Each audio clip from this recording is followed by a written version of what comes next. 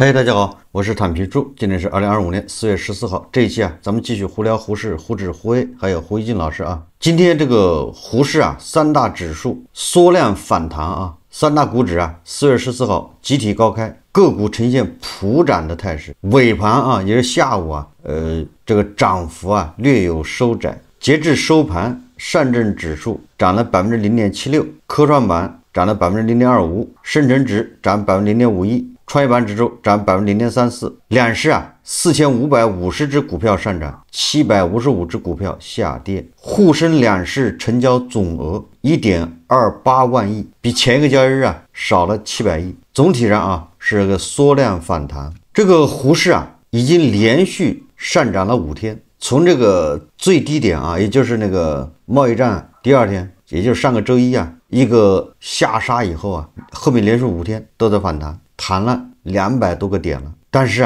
如果这个小散户一直持仓不动，那么他现在还是赔钱的。也就是你看点位它回来了，或者快回来了，但是很多个股根本就没有回到过去的那个位置，点位是回来了，所以这个指数它是失真的。当然了，如果说有人在这个上个周二抄底进去，他是抄底的那么他恐怕到现在略有盈利赚了点钱。但是深陷胡适的这些小散户，他是已经被套牢，很难走抄底资金恐怕是有盈利如果你是抄底资金，对吧？有盈利就应该撤离，落袋为安了。由于这个现在是中美双方是贸易战，所以这个时候这个资本市场也很重要。胡适目前的走势也起到了一定的就稳定人心的作用虽然大家都知道胡适是怎么回事每个人对自己的投资负责任，每个人对自己的钱袋子对自己的这个财产负责。趁现在很多机构很多私募很多量化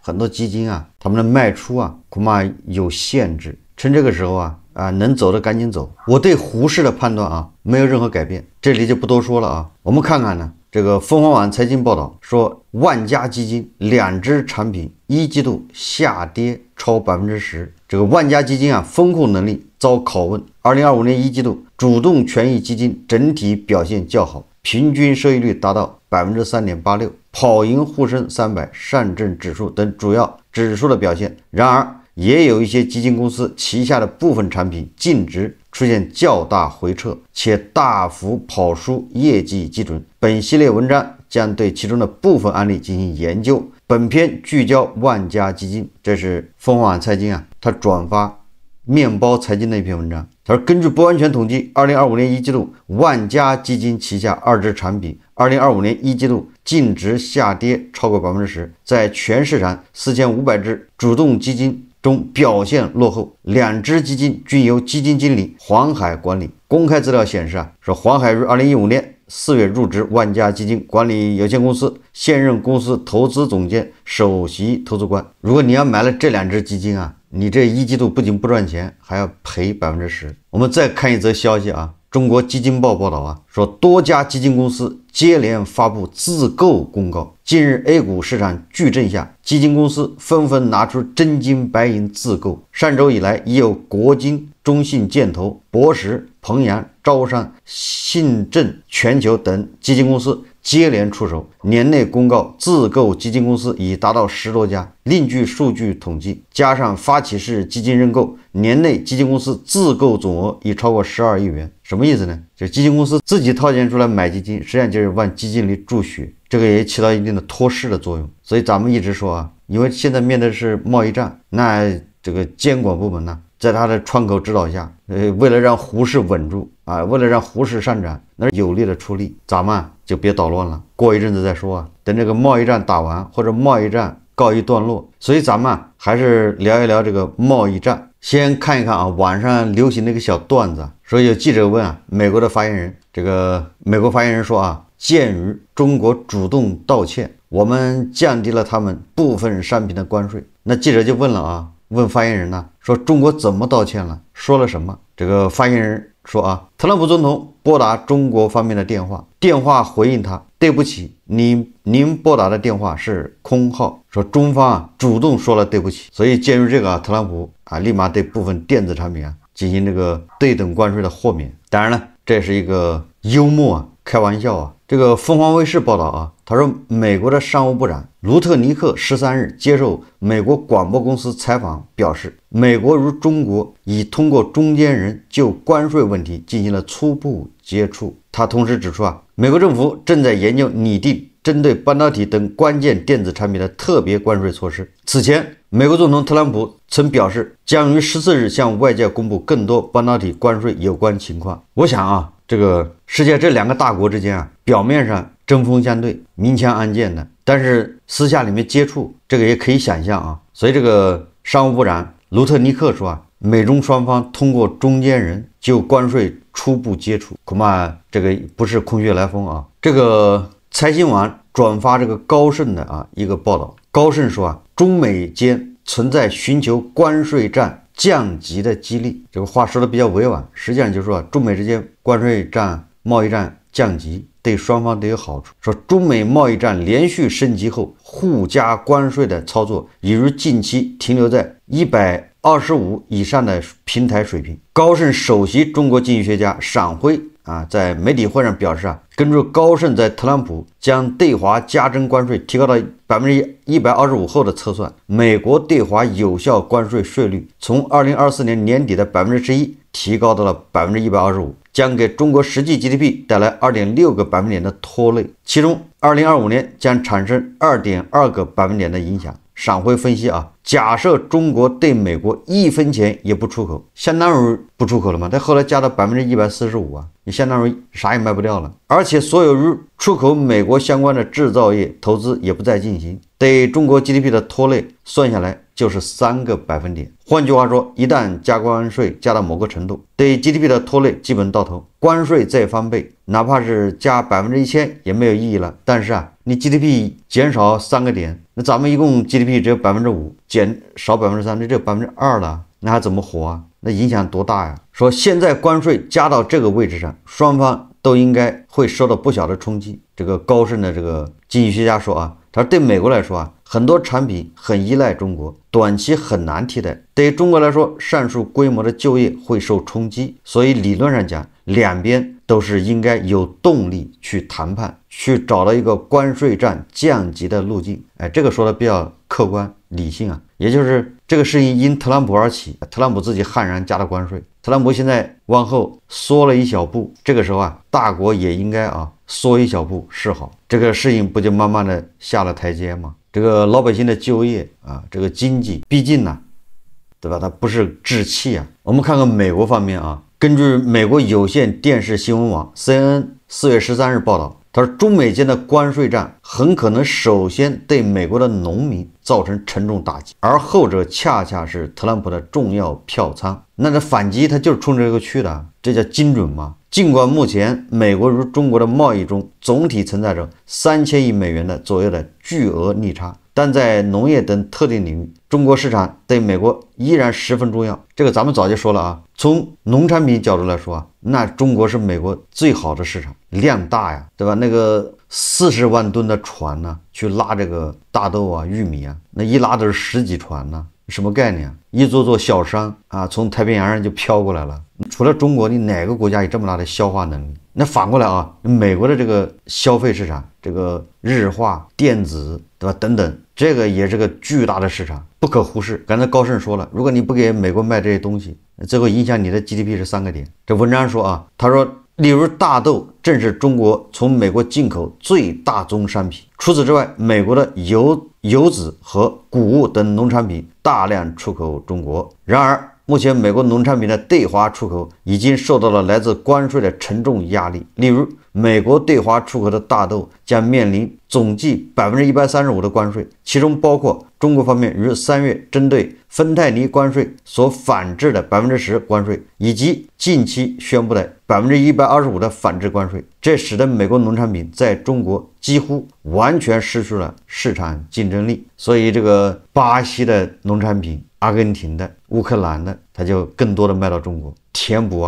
美国的农产品的空缺。这个美国大豆协会主席肯塔基州农民叫拉格兰向《纽约时报》表示他如果这种情况长期持续下去，我们将会有相当数量的农民破产，我们身上还留着上次贸易战留下的伤疤。美国大豆协会一直敦促特朗普政府与中国达成一项新的贸易协议，以避免长期的贸易战。与此同时，中国早已开始布局农产品多元化进口，因此美国大豆的进口量下降对中国来说并不是太大的问题。毕竟在特朗普的第一个任期之中，中美就曾经有过尖锐的贸易摩擦，巴西、阿根廷的大豆都可能成为美国大豆的替代品，其中巴西大豆更是在第一次贸易战期间就大量填补了美国大豆退出中国市场后的空缺。根据这个美国大豆协会称2018年中美贸易战期间，美国农业部门损失就达到了约270亿美元，其中71%的左右与大豆有关。根据《纽约时报》介绍说特朗普的第一个任期曾从美国农业部设立的一个基金中拿出了230亿美元作为补贴，希望能够弥补农民遭受的损失，但这又反过来造成了补贴发放不公平的问题，使得一些农民深感被欺骗。也就是农场越大的好像补贴的越多，农场越小规模越小的补贴越少，那个规模越小实际上它抗风险能力更弱，结果它补贴的还少，所以这个很多农民觉得自己被欺骗了。我记得上一次咱们也是那个《纽约时报》文章介绍过。而在美国生产大豆最多的10个州里，只有伊利诺伊州和明尼苏达州曾选择哈里斯，其余州都是支持特朗普。美国共和党议员达林·拉胡德也公开表示尽管他个人赞赏特朗普为解决长期存在的贸易壁垒所做的努力，但他的选民对此感到担忧。当我和农民交谈时，发现他们非常焦虑，压力很大，感到未来充满不确定性。因为当我们进入贸易战时，通常第一个棋子就是农业，那大国能反制的就是农业这个埃隆·马斯克在社交平台发文推荐阅读1493这本书。是说什么的呢？这本书主要是探讨哥伦布远航，就是哥伦布发现新大陆对全球的影响，尤其关注哥伦布大交换。书中详细描述了植物、动物、疾病和思想如何在各大洲之间传播，最终塑造了现代全球化。书中展现始于1493年这些交流如何造就了当今互联网互联互通世界，并对文化和环境产生持久影响。也就是马斯克在他的那个社交媒体上推荐大家看1493，某种程度上也就是暗示经济全球化。这个我在特朗普当选总统的时候我就说了，马斯克和特朗普两人搞到一块确实匪夷所思因为马斯克是典型的全球化的获益者，他能有今天的首富地位，那就是得益于全球化他跑到上海搞了个超级工厂，他的特斯拉不仅卖到中国，迈向全世界，他只是出技术出点资本，是这个逻辑吧？这个就是标准的全球化各司其职嘛，各自有分工。如果没有中国的工人夜以继日的，对吧？这个叫克服口罩的那个困难，大家记得吧？特斯拉刚到中国第2年就是口罩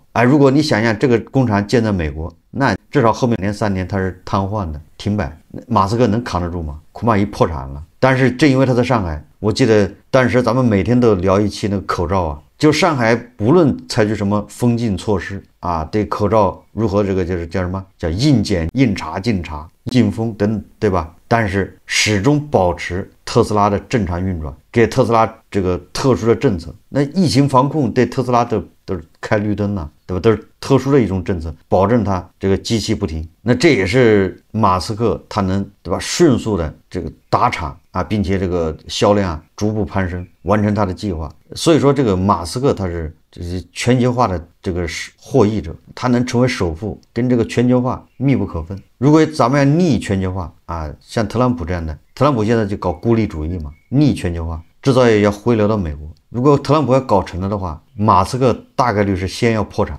那特朗普为什么要搞这个对等关税，要搞这个贸易战呢？我们来看一看这个中山大学的教授李孔岳，这个李教授他分析既然大家都知道对等关税是伤敌1000自损800，那为什么特朗普还非要执意这么做呢？大家看视频贸易能使贸易双方过得更好，不靠谱的人知道不知道？你说他20几岁的时候就是一个亿万的富翁，他在商场上打拼了7、80年，他不知道？他一定知道。第二，难道不知道实施对价等的关税会导致全球的金家融市场的震荡？会不会知道？我相信他一定知道，但是他也想不到会这么离谱，所以他在漂亮国在往下走的时候，他也出来说很快就会变好的，这些他都知道。他不知道杀人1000，自损800，他知道。所以他的理想是啥？让漂亮国再次为于大，让漂亮国的制造业回流。为啥？他会担心的，没有制造业的回流，这个国家的人失业以后他会不得安宁的。我们的铝材去了，他那生产钢材的厂商倒闭，生产铝材的厂商倒闭，它是解决就业的问题。所以我们来想一下一个基本的，不靠谱的人发动这样一个对等的所谓的税的大战的第一逻辑是什么？当然是心中的梦想。一个人要在历史上留下美名，他要做一件事，这是他心中的梦想。那么他借助于什么样手段呢？他明白一个道理，这个道理，长期的贸易逆差不可持续。我们来思考，长期的贸易逆差为啥不可持续？好，我举个例子，雷大夫，我俩长期做生意，我每年买你5000W 的东西，买雷大夫的，但是雷大夫每年买我1000多 W 的东西，那么我俩将来还会不会做生意？我们俩玩不玩？不会再玩。所以永远记住，对国来说，出口代表这个国的收入，进口代表这个国的啥？支出。那么出口减进口，这个数字为正，这个国家就有收入，我们叫顺的差。如果出口减进口小于0，我们叫逆的差，逆的差。那么这逆的差，老板就要拿钱来补，逆的差越大，老板自己欠的钱越多。所以漂亮国欠的债务36万亿，这36万亿每年的利息支出你算一算，我按4个点算，1.5万亿。那么这1.5万亿拿什么还？谁告诉我拿什么还？如果他这张纸可以随便的多，问题就解决了。如果他这张纸可以随便的多，他还跟你发动对等的关税吗？我开个印刷厂就可以了呀，兄弟们，你的东西来的越多，我怎么样？越开心。我可以不用生活，我可以不用工作，我可以享受一切的美味佳肴，只要开个印刷厂。问题的关键，这张纸不是随便多的。那么症结就出来了，去年的逆差总量 1.2 万亿，这 1.2 万亿的逆差，它的怎么去弥补呢？靠老爸的负债。于是老爸的负债就不停的增加，不停的增加，总有一天老爸是负担不了这样的债务。所以你能明白，所以不靠谱的人要通过这样一个对价等的关税来弥补这样一个东西，让漂亮国的老爸收入增加，这就是他的底层逻辑。所以他的理想让漂亮国再一次强大，他采用的手段就是鲁莽一点。如果要学老八讲的建议，就是进口凭证，出口凭证，相应的要好一点。你的东西要到我漂亮国来，我给你一个凭证，拿那个凭证换相应的份额，但是那需要漫长的时间，一个一个地区去谈判，不靠谱的人不愿意做。这个是李教授啊一家之言，大家是参考。这我觉得他说的很有道理啊，就是如果我们把一个国家当个公司来看，对吧？你出口卖的东西，那就是你的收入，就是钱。然后你在外面采购原材料，你这叫往出花钱，就是开支，对吧？你要进原材料啊，不会有人以为咱们出口的东西都是我们自己产的吧？就是从原料到所有的东西，对大国来说啊，我们一直说叫两头在外，来料加工，说的就这意思，就是我们的原料要进口，你工厂呢需要能源，对吧？无论是电力还是什么这个石化能源，那些又要进口，你电力又涉及到煤炭、火电嘛，这又要进口等等啊，就是能源你要进口，技术，那现在恐怕我们自己也有了，对吧？我这个国外的技术呢也有。改革开放刚开始的时候，我们没有技术，所以技术也是人家的，那资本呢也是人家的。那现在发展到30年以后啊，技术和资本我们也有，对吧？这个外国的技术也有，那剩下的就是人力，对，我们提供人力。改革开放刚开始的时候，咱们有10几亿农民啊，这生产力，对吧？这个劳动力啊，都从土地上解放了。大量的廉价劳动力，那30年以后呢？咱们提供了都是受过良好教育的，好吗？对吧？你现在每年1200万大学生毕业，1200万呢，很多那小国人口只有这么多啊，对吧？很多国家的人口，你看白俄罗斯，你别看它天天蹦的，整个人口只有900万，越南不到1个亿吧？咱们也就是个7、8年，咱们受过大学教育的人就1个亿，对吧？也就是说，这个不仅咱们这个劳动力在增加，而且还是优质的劳动力啊。我也是最近才知道啊，美国居然还有20%的是文盲，说还有多少人是小学没毕业，这个数字确实让人感到震惊呐。这是题外话啊，也就是你看啊，咱们提供这么多，最终是要挣钱的，也就是挣这个美元或者是硬通货吧，你挣英镑，你挣欧元也行，对吧？硬通货，你有了这些东西，你国内的消费才能消费起来。因为我们很多东西都要进口，对吧？你刚才说大豆、玉米、龙虾、牛肉，甚至猪肉、羊肉，甚至连菜籽油都要进口啊。那拿什么买呢？你肯定是不能拿人民币去买啊，人家不认呐。而且有很多年轻人他没有过过那种日子啊。就我们小时候，我们都有印象，叫古巴糖，还有什么，还不是拿的那个就红薯干啊。就是我们小时候就因为粮食不够，所以还有那个伊拉克的糖，这些都是那时候这么友好国家不知道拿什么东西换来的啊。你那时候没有美元呢，你全世界买你也买不到，你没钱呢，好像这都是这些国家不知道怎么拿什么东西换的援助的。所以你只要经历过那个年代，你就应该深知啊，关起门来是富不了的，甚至要饿肚子。这就是我们坚决反对贸易战呐，对不？我们现在坚决反对这个搞孤立主义啊，这涉及到每个生活在中国的人，你能不能吃饱？你现在不管这个经济条件啊怎么样，不管说经济形势不好，但是你好歹没饿肚子，还能吃。如果再这么下去，这个贸易战要打下去，如果任由特朗普这么胡作非为，你恐怕就是饿肚子问题啊，这不是发展的问题啊。当然了，有一些话传粉啊，他就希望大国乱。他就希望看到大家饿肚子，认为你只要饿了肚子，你不就开始造反了吗？这就是他的这个算盘。最后我们再看一看老师啊，这胡锦老师他今天发了个微博啊，他这个微博还挺有意思，他恳请啊各地政府，就是该管的要管，不该管的别管。说政府管的越多啊，这个一个是这个公务员工作量大忙，最主要的是把经济啊管坏了。你看啊，一个地方的政府如果太努力了，什么事情就想抓一把。管理规范了，各部门天天加班也忙不过来，但很可能适得其反，会损害基层经济和社会的原有生态，让基层单元感受到的不是政府服务，而是打扰和不得不做的应对。这个回信还说啊，中国经济几乎每一道风景线、城镇发展模式的每一粒创新，都来源于放开和搞活。政府提供了稳定的社会环境和规则，并且放手让民间力量去拼搏，经济社会的进步于是有了无数动力。我觉得啊，胡锦老师恐怕